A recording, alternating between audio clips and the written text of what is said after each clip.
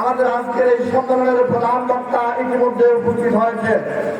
প্রচন্ড তাপদাহের মধ্যে আপনারা কষ্ট পাচ্ছেন। সেই সকাল 8:30-9টা থেকে আরেকটু ধৈর্য ধারণ করার জন্য আমি বিনীতভাবে অনুরোধ করছি।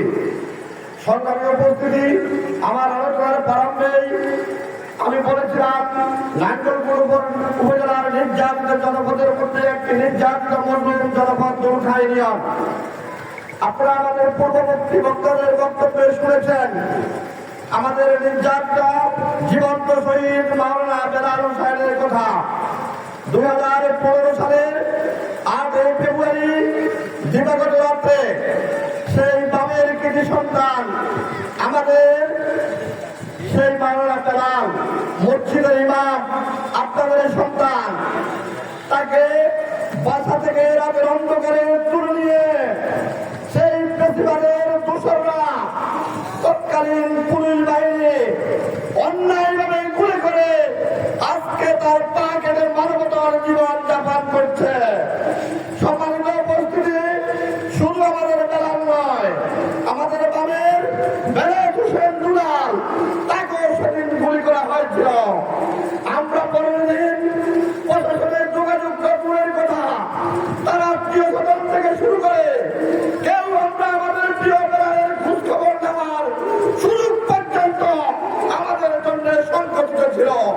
সম্মানিত উপস্থিতি, এই দুলখায় আমাদের অনেক ভাই গ্রেপ্তার হয়েছে।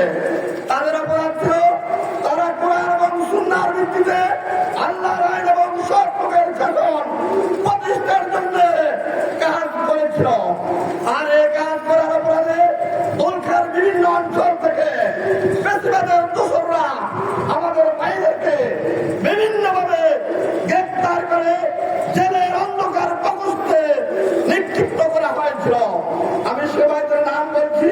আমাদের আজকের মঞ্চে উপস্থিত আমাদের সাবেক ছাত্রনেতা, আমাদের প্রিয় আব্দুল হান্নান, আমাদের সাবেক ছাত্রনেতা সে দুলখা দেবন্দারের আমাদের সৈয়দ আলিমা, আমাদের বেলায়েত হোসেন দুলালের কথা বললাম, বেলাল ভাইয়ের কথা বললাম, আমাদের সুভাষ ছাত্রনেতা, আরো অনেকে আছে যাদের নাম এই মুহূর্তে আমার স্মরণ নাই।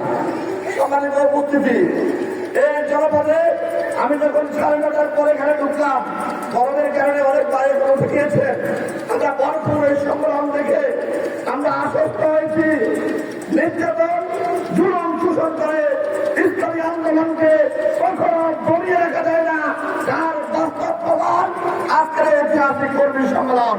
সম্মানিত উপস্থিতি, আপনাদেরকে উদাত্ত আহ্বান জানাতে চাই, জামায়াত